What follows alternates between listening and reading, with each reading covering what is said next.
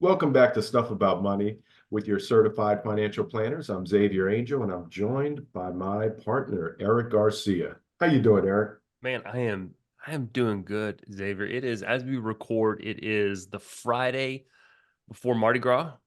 It is nice weather outside, and you and I are both skipping town. So We I'm are. I'm I don't know about you, but I'm looking forward to my trip.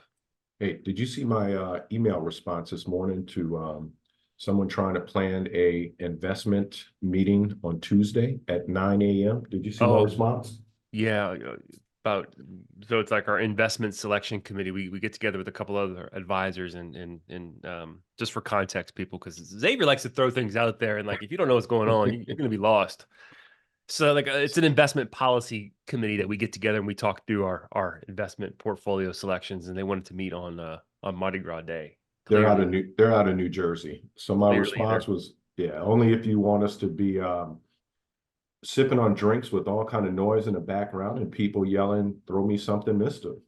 yeah, but neither of us will be in town. So Well, yeah, we'll be out. I'm headed to New York to college visit. So it's an excuse to go to New York, but to college visit with my daughter. So it's gonna be a good time. It's gonna be cold, man. I am not looking forward to the cold. I'm going party with Mickey.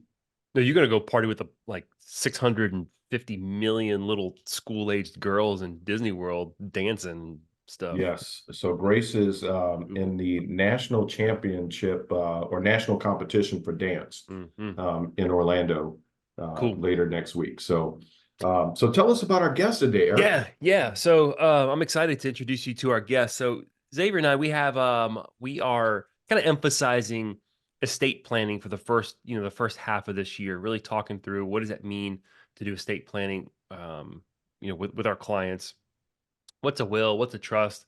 Do you need a will? Do you need a trust? All that kind of stuff. What is estate planning? Is estate planning just for rich people? Um, so what we decided to do was to bring on a buddy of mine, Ryan McBride. He is an attorney, practices here in Louisiana. Now, I knew this, Ryan, at one point, but I forgot that while you were leaving Tulane's business school, I was coming into Tulane's business school. So That's right. yeah, we Yeah. crossed paths back in the day and didn't even know it. But you've been practicing. I mean, you got your law degree from Tulane, so Yep. fellow Greenie there, Green Yeah. waiver, love it. 7 years. Yes, it's a long time to be in college. You ain't kidding. I guess Yeah. doctors and attorneys spend that much time, right? Yeah. But the focus of your practice is estate planning and successions as well as succession litigation. So you are well equipped to talk about um, estate planning. Oftentimes in the attorney space, we assume that someone's an attorney, that all attorneys can do everything, and that's not the case. There are specialties within law, and yours is estate planning and succession. So you are perfect. So before we kick off, man, welcome to the show. Tell us something interesting about yourself. um, yeah, well, thank you for having me. Excuse me, Eric, Xavier. Something interesting. Hmm. Mm-hmm. Well, just I want to, before I forget, the one thing that I wanted to clarify in your intro, we were talking about successions. You mentioned succession. That's truly a unique term for Louisiana. Oh, I is think okay. yeah, yeah. We have a lot of unique terms. So I'll What is have that to called in other places? Probate. probate. Probate. Yeah, So probate and for the most succession are part. okay. Yeah, they're synonymous. They really are. But like a lot of terms, they're very unique to the Well, to Louisiana law. this is a good opportunity to say if you're listening to this and you are not in Louisiana, keep listening because I think there's a lot of really good points that apply to you. But there may be some language that is specific to Louisiana. In Louisiana, we have Napoleonic law down here, which is unique. We're a community property state. There's a maybe like what 7 or 8 other community property states in the country, but everyone's laws are a little bit different. But anyway, something interesting about yourself. Well, one thing I can tell you is that it was a long, circuitous road to becoming an attorney. I was actually supposed to be pre-med going in, and that as you go through your studies, you realize what you have a better idea of where you want to go. So At first, I really didn't know where I wanted to go after the med start, but I had a few friends of mine. They were going into business school, and I felt like that was a very good thing to look into and to get involved in. Ultimately, I received a finance degree, and Yep. at that point, I had another business, a couple different businesses that that I was involved in, and I didn't practice right away. I did go straight to law school after business school, but it took me a little while before I actually started. Actually, I took the bar 3 years after I graduated law school. Mm. I had a buddy of mine all my life, went to high school, college together, and he was a CPA and decided he didn't want to do it anymore. So he turned around and was studying for the bar. I'm like, well, if I'm going to do it, I need to do it now. So that was about, I don't know, about a year before Katrina, Hurricane Oh, gosh. Katrina hit. Yeah. So, and then I didn't start practicing for about another 5 years. And then when I started off, and this is kind of how I got in the whole estate planning realm. I actually started off trying to do both financial advising Mhm. and law. I went through, received some of my credentials. I went and actually got a chartered financial consultant uh, designation. I was very close to being a CFP like you guys. But as I started doing the financial and the estate planning, well, the law, I was working with another financial advisor, and what was continuing to come up was estate planning and deaths of clients, and that's where I got into the whole probate and estate planning realm. So it's kind of what got me to this point, and then so ever since, I've been practicing about 12 years now, Okay. primarily in that realm. Yeah, we met right back around that time. I think Oh I think yeah, your, I think we've your known I each think other your for some time. CHFC was still active when you and I first That's first met. And Yeah, but I ended up going into the law side that kind of picked up quicker, and it was very hard to manage both sides. So I really needed to make Yeah. a decision on it. That was a good buddy to have with you, pushing you and helping you to get that study for that bar. I mean, it No always doubt. helps to have somebody right there by your side. And Sure. Erik actually pushed me to be able to go out and get my CFP. He was sitting next to me the entire time, and it helped. It really did help. Not while he was taking the exam, because that would have been illegal. Well, they have pretty tight security on those Oh things, yeah, from what I remember. yeah. So, You're doing everything to get in there. So, mhm. well, Ryan, tell us, what is one thing about money that you wish you would have known 20 years ago? uh, to save it, Ooh. to That's to pick the right financial advisor too, because I was fairly successful in my businesses in my early 20s, and I wish I would have had a better source of information. Mm. You need to start early. I mean, and I didn't feel like I received the proper guidance that I could have otherwise had. You green to that, and it's something that I think you really need to consider. And also, as a parent now, you really need to make sure you instill that in your kids, and Mm. just Yeah. as a to kind of build on that, I really think that just basic, and I feel fortunate because I feel like I got this education, but basic knowledge, a knowledge base for life money, handling different life things, anywhere from how to handle a mortgage, how does property tax work, kind of like a home ec, home Yeah. economics. I think I really see that a lot of kids are lacking that these days. Especially in my estate planning work. I can see, I mean, even professionals, doctors, have Oh no yeah. idea Oh yeah. what's going on with their mortgage, how escrow works, so I think I would have, I felt like I got that knowledge, but I feel like a lot of times I had to actually go and try to acquire it on my own rather than being taught. So I Well, think, I think that's good. So first, yeah, level of education has nothing to do with your financial literacy. That is a myth. yeah, Just because you make a lot of money or you took a lot of school doesn't mean you're good with money. In fact, when I mhm. was in business school at Tulane, I took an entrepreneurial course. I don't know if you took it with Sid Pulitzer. He was a local entrepreneur, but he would always say, and he was a business guy, and he would always say, if you're starting a business, go get money from doctors. Doctors are the best people to get money from because they don't know what they're doing with their money. Yeah, that's a pretty interesting take on it. I don't know if that's something that I would necessarily be teaching the other folks, but yeah, I No, he mean, as a talked about other people's practical, money. OPM. If you're starting a business, oh, go borrow sure. money. You don't want to borrow money because you have to pay interest, but get other people to invest. OPM, other people's money to fund Yeah. your business. Yeah. Well, A lot of Ryan, times it works out for those folks. Yeah.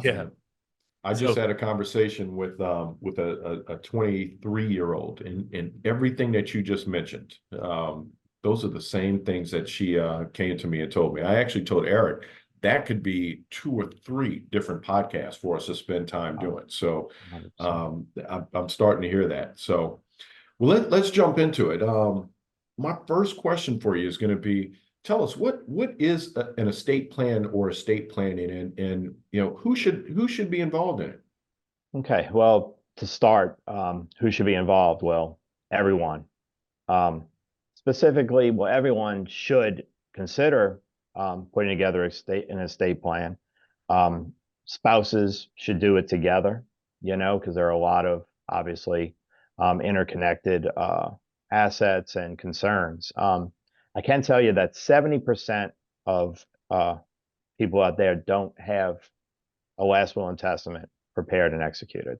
Of that, I say the 20% who do haven't reviewed theirs in probably 5+ years. So really, everyone should consider consulting an attorney to go that route. I would not recommend trying to do it yourself. Um, they're constantly, I'd say maybe once a month, I hear about, and this has actually happened in a succession litigation, a probate litigation, where somebody, for example, downloaded a document from LegalZoom, mm, one of those, self-help, especially Right. in Louisiana where there's very specific requirements as far as a will is concerned. That is something that's a big no-no. But to get back to estate planning, it's not just about a will. Estate plan generally is to plan for not only your passing and the asset distribution, but also um, setting up powers of attorney to guard against things that may occur if you become incapacitated, you can't handle your own affairs.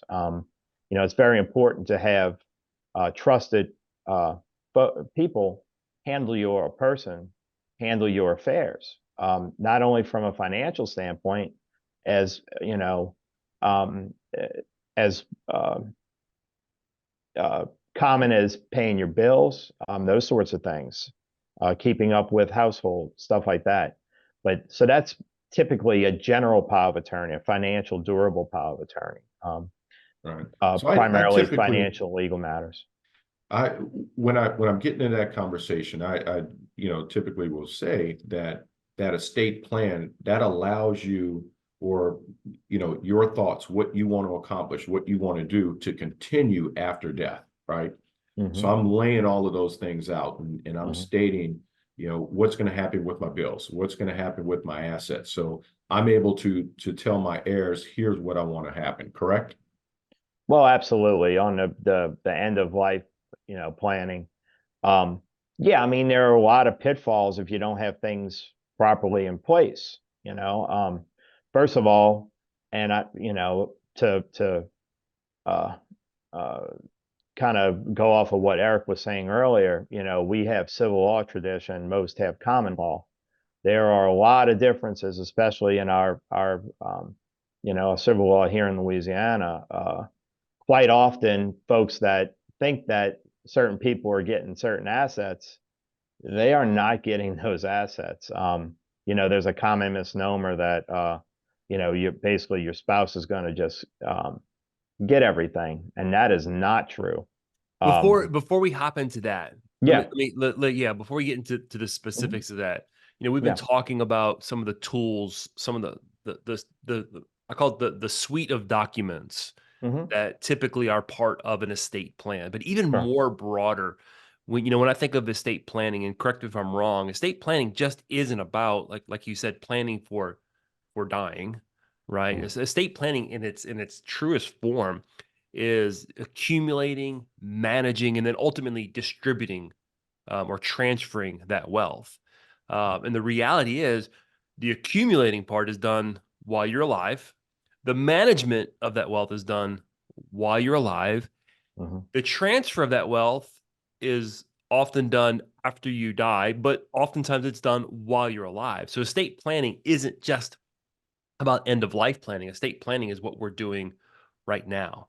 And I alluded to this earlier. A lot of people will associate estate planning with high net worth people, but the reality is, if you don't have assets, sometimes estate planning is even as important, because if you're a young family, let's say, and you don't have assets, and let's say when I was younger, starting off my career, and something were to happen to me, I wouldn't have had an estate, quote unquote, to provide for my family. So life insurance became part of my estate plan. So estate plan, I just kind of want to address that really quick on the front end. That estate planning is for, like you said, for everyone, and it is not end of life, right? Is that? Sure, 100%. I mean, things can change in an instant. You may not think you have an estate plan, I mean, having assets, but you could be the beneficiary of a life insurance policy. And like that, you might have a substantial uh, assets. So often in my estate work, my succession work, I'll reach out to legatees on, which is just another name for heirs in a will. I just had this recently. I was able to call 4 or 5 folks and say, you know what, you were in my client's will. We need you to come in, and I'm going to hand you a check for $80,000. And 3 or 4, 3 out of the 5 fell out their chairs. Yeah. So that sort of thing happens. Yeah. So you don't know, things can change day to day, week to week. Just because you don't think you have anything doesn't mean doesn't mean that that's going to happen. And as far as to touch on young uh, folks starting out, especially those that are married and have young children, a will doesn't just provide for distribution of assets. You also choose who you want to have as your guardians for your minor children. Yeah. That's called, and this is, a change. We have so many unique, but it's Terms. called tutorship here, not guardianship, but it's We're essentially, gonna need to publish a A vocabulary journal. reference no, for you're right. wills. So Absolutely. let's move into the will specifically, because I think the will is probably the most popular, right, document when people think of estate planning. So I want to reiterate one thing Yeah. before we jump there, which is going to actually lead into there. So for those, because we hear this question often that, I don't have a lot of money, I don't have anything, I don't need to get into that. But you've mentioned that it's not just end of life planning. You're planning for your current life, what you're doing now, for your children. Um, Life insurance. If you get the life insurance, that's a part of it. And you mentioned earlier that 70% of people die without a will.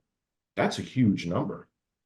And so if you don't get anything else out of today, I want you guys to take away that, it's not just into life planning. Do it now for the accumulating, the protecting, and the transfer of your wealth. Yeah. And you say, do it now. I'm assuming you're referring to sit down and have the conversation about your estate, right? Correct. Sit down, have a conversation with your spouse, have a conversation with your children. If you're older, sit down and engage a financial planner and an estate planning attorney to have those conversations. So even if I don't actually get a will drawn up, by me having that conversation, Xavier, you're saying that I'm actually doing estate planning at some level. I think you're starting it, right? You're laying the groundwork to be able to put your thoughts, what you want to accomplish on paper. Okay. So And that's yes, kind of what the will is, right, Ryan? Like the will being kind of like the premier centerpiece of your legal estate plan is the will, right? What is Oh a yeah. will? What does it do? Right. Just to comment on what Xavier just said too, it's important to have your financial advisor and your estate planning attorney working together because it's really imperative that the attorney knows what's going on from a financial standpoint, what your plans are on a financial end of things to be able to properly prepare for your estate planning. That being said, as far as a will, it's basically distribution. There's really three components I think that are most important. One is a distribution of your assets. Okay.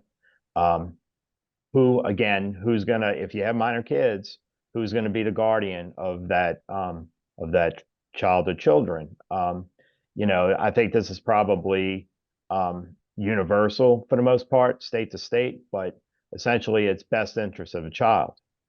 And so a lot of time that is what at least in Louisiana, that is what's given the most weight with respect to who should take care of that child. I mean, there could be a fight over it down the road. There's a lot of reasons why you need to have So, that okay, so in this is your will. interesting. This is interesting. So typically in a will, if someone's married, each spouse will have a separate will, correct? And Right, but okay, more than likely they coincide or they reciprocal in nature. okay. But yes, they both need to have one. I hear a lot of times, oh, well, we can have a joint will. No, that's not something that is not only advised, can't happen from a purely legal standpoint, but it's certainly not Okay. advisable because there could be different concerns. So one of the important things, if you have minors, and this is where I see kind of like a big kind of like problem when I'm working with clients with minors, especially when they have like business interests and whatnot, is they don't have a will or they don't have anything set up to Hmm. accommodate minor children. Minor children can't take custody of assets. No, So if no, they something happens cannot. to mom and dad, then there's a problem there. Now, Mhm. the will of it in of itself can address that through some trust language, but let's kind of put that aside for a second and just kind of hold on to this idea that if you have young children, before we're even worried about distributing assets to them, if mom and dad are both gone, you have to name someone who's responsible for caring for the kid. Sure, 100%. So that's really, one of the major considerations. And then I could tell you the other major consideration is who is going to be in charge of your estate and distribution of your assets. That's called an executor. For the most part, that's the same word that is used, I would imagine. Estate representative, I hear, probate representative, I hear those in other states. Because I tend to have contact with a lot of attorneys in different states because quite often my client may have, interest in a state and in an estate in another state or vice versa. So Hmm. I have some knowledge or interaction between states, but it's vitally important to have that person chosen. Also in Louisiana specifically, there is what is called independent executorship. So that is extremely important because not only are you choosing who you want to have be in charge of your estate and the distribution of your assets to make sure they're distributed in an orderly manner, but that designation really gives that person a lot more authority that is outside of the necessity to get court approval. It makes things easier. It makes things less take less time, and it's a lot less costly from a legal fee and court cost standpoint.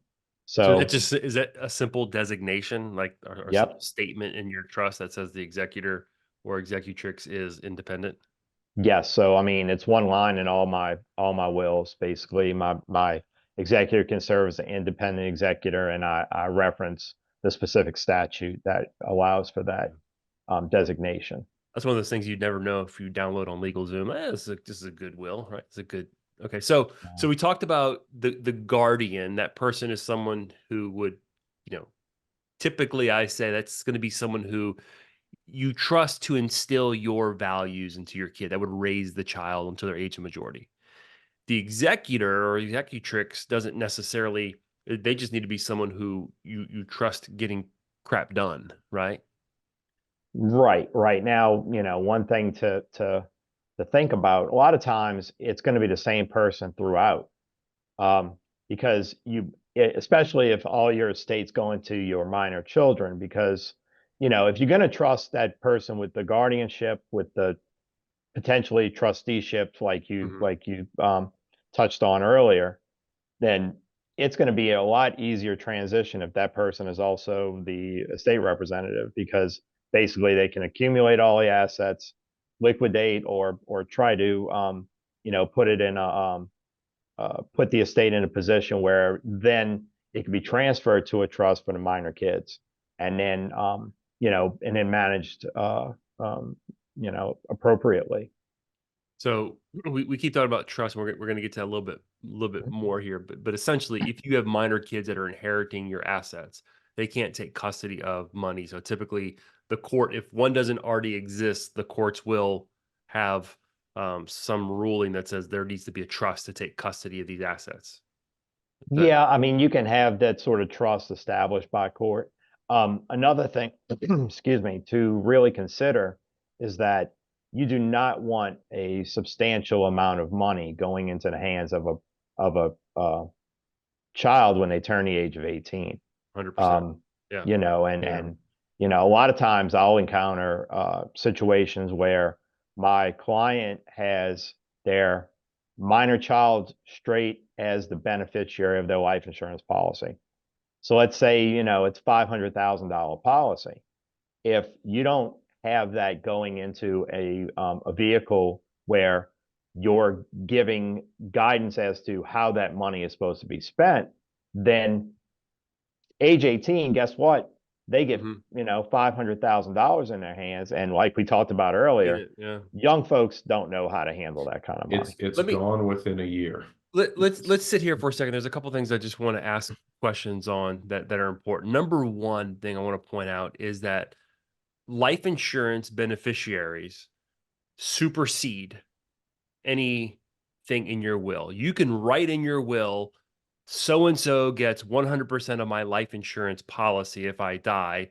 That will not override the life insurance beneficiary, right? Okay. Correct. So, So there's a difference between what we consider probate assets. We do use the word probate from time to time. Probate assets versus non-probate assets.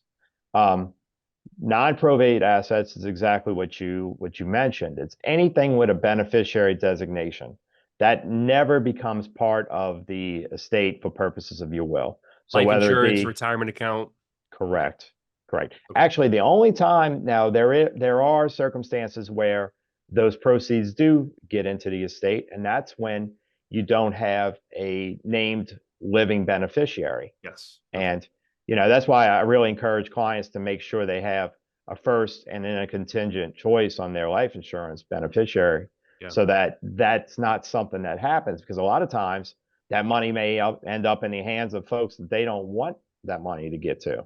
Like One of the an ex places spouse. One of the places where Eric and I see a lot of that is company sponsored benefits. You see a lot of individuals that miss or don't go back and change their beneficiaries on these company sponsored benefits, Yeah.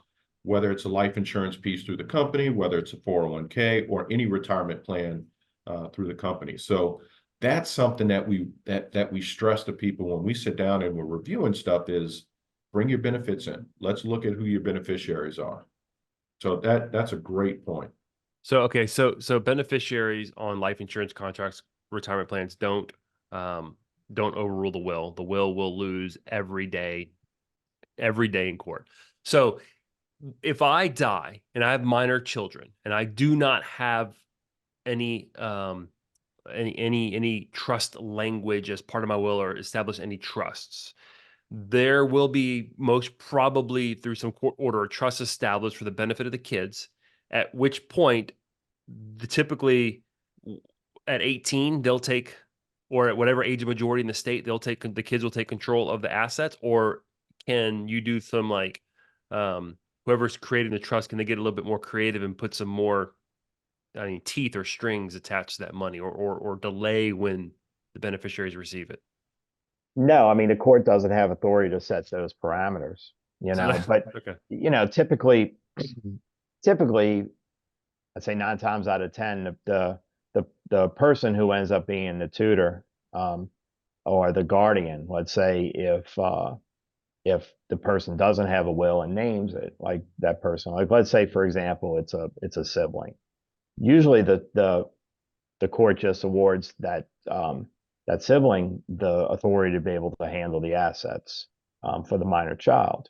Yeah. You put it in, and you guys might have more experience with that than I do, but there are different minor accounts that you can set up for for minors to keep the funds, whether it's invested in safe stuff or whatnot. But again, age 18, age of So, majority, so they're gonna. here's the caution. Here's the caution. You might think that you don't have a lot of money. I don't have much in savings, right? But if you've got a life insurance contract and it just goes to your estate, or it goes to, um, Your minor children. your minor children, if you don't take time to create something to protect that money for them, so that when they, when they finally come to their senses, when I think the brain continues to develop until age 25. I mean, just think of yourself, like at age 18, if you were to inherit $1 million, like what would you have done differently than if you were 25? That simple question, what would you do? What do you wish you would have known about money 20 years ago? My goodness gracious, save more. So within wills, this is super basic. I say super basic, very simple language. Particularly if you have minor children, you have the ability to plan on what you want that money to do after you pass away with the creation of some trust, correct? Like, I don't want them to get it at 18, I want them to get it at 25, but it can be used for them for school if need be. Correct. Yes. And in Louisiana, and I think this is pretty universal too. We call it what's called a testamentary trust, Yeah. which is a fancy word for, you put trust provisions inside the testament, which is the last will and testament in your will. And these sorts of trusts, they don't technically come into being or establish until after your death. That once you submit your will for probate in a court, you'll get an eventually through the, once we have the executor get all the funds together, then the court's you're gonna get a judgment authorizing the establishment of that trust pursuant to those trust provisions. In the trust provisions, you're correct, Eric. You can name the trustee. Okay. You can name. You can put a lot of stipulations. You could do it by age. For example, age 25, they receive 100%. You can do it by stages. 30% at 25, 30% at 30, 30% at 35. You can have it contingent on, getting an undergraduate degree. They get so much money. If you don't put in, I think the most important thing is to put in a parameter as far as how long you want that money to be managed. Yeah. But the trust itself, most of the provisions, they provide for very wide deference on a part of the trustee to be able to handle those assets. Of course, they have a fiduciary duty to do so, but they, primarily the terms of a trust are for welfare, maintenance, and well-being of the child. So obviously, education, health concerns, that sort of stuff is obviously the most important stuff. But So at the end Ron, of the day, it's the trustee who determines when and where that money is used. We've been talking a lot about the children, but let's talk about the spouse or the significant other. I hear a lot of people will say, well, I'm leaving everything to my husband or my wife. And in a community property state, specifically in a community property state, that's not the case. Without a will, it's not 100% isn't going to the spouse or the significant other, correct? Yeah, definitely, especially in Louisiana. I can tell you, let's just go for what is called intestacy, which is basically you pass away without a will. First of all, there's a huge difference between what's considered community assets and separate assets, separate property. Examples of separate property are inherited property. You know, even during the course of a marriage, as long as you don't commingle or put, you know, your spouse's name, so to speak, on that property, it continues to be separate property throughout your marriage. And if you don't have a will leaving it to the spouse, it's going to go right to your children. And believe it or not, let's say you don't have children, it's going to go to your siblings over your spouse. Spouse for some separate property, they're low man on a totem pole. I mean, they're like fourth in line for that stuff. Community, that doesn't necessarily go to your, well, actually, without a will, it doesn't go to your spouse. It in our, and again, this could be different in other states, but in our law, it goes to the children, okay, equal portions, subject to what's called usufructuary interest in favor of the spouse until her death or remarriage. What that means is they have a use of the property, but they don't technically own it. And that terminates either at the death or at the remarriage. I did mention that. But also, if you go and try to sell a piece of property, then the usufruct terminates there too. So your spouse will not get the benefit of the sale of the property only as to her half, his or her half. The remaining half is going to go to you know, your children, and also to stepchildren. So what you're saying is if I pass away and Maureen wants to sell the house and she goes out there and sells a house, she doesn't get 100% of those proceeds from the sale of the house. Assuming you have no will, right? We're assuming you have no will. Correct. Assuming I have no will, because half of that goes to the three children in equal parts, correct? That's correct. They are considered what are called in Louisiana naked owners. You know, there's a couple different levels of ownership, you know, so to speak. And one is the right to use the property. You can separate out the underlying rights as far as ownership's concerned here in Louisiana. So that's correct. We saw a lot of that right after Hurricane Katrina. I've got a client, her husband passed away. She was the second wife, so there were children from that previous marriage.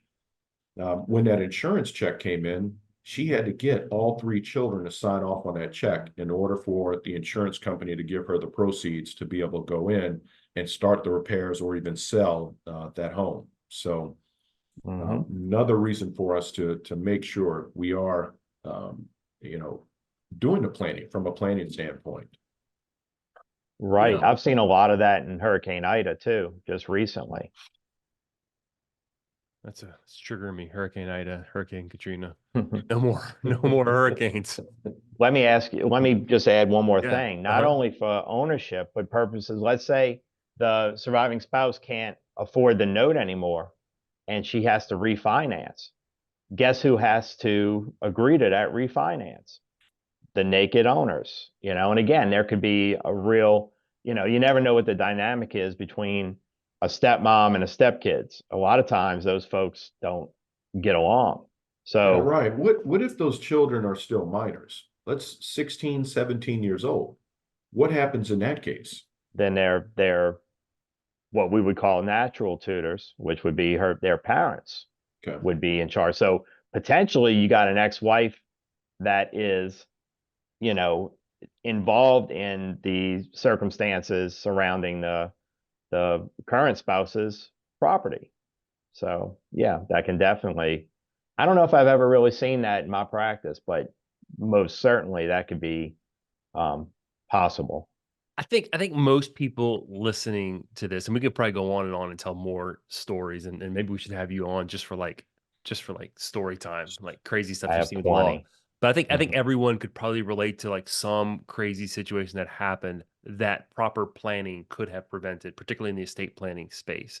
In the will is a really powerful tool that can prevent a lot of problems post death that would cost a whole lot more to solve than if you took the time on the front end to properly plan. So I don't want to go too long here. And we could go. There's other parts of the estate plan that we have not discussed. Hopefully, we can have you back on to talk about. But let me just kind of signpost a couple things here for our listeners. Um, Estate planning is not just for the rich. Estate planning is for anybody who's looking to accumulate wealth. It's making decisions on how you want to distribute your assets and manage your assets at some point in the future. Especially if you have minor children, it becomes even more important to address your estate plan now and not wait.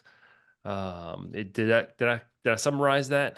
What I I, miss? and I have one more I want to add to that. And you mentioned this early on. Can I update or change my will? Absolutely. Every 4 to 5 years, I think you said that you should revisit that and make the appropriate changes in the will. Correct. Yes. And also life changes. Um, a divorce, new, the birth of a child, the death of a parent. I mean, any sort of life-changing event, you know, um, change of, and I know you certainly as a financial advisor want to know when, there's a change in financial Yeah. situation, loss of a job, loss, or a big windfall of assets. Those are all really important situations where you need to go back, revisit not only your financial plan, but also your estate planning. One of the things, as we wrap up here, Ryan, one of the things, and I kind of want to leave on this note because I think this is really important, that a lot of this stuff sounds super complicated.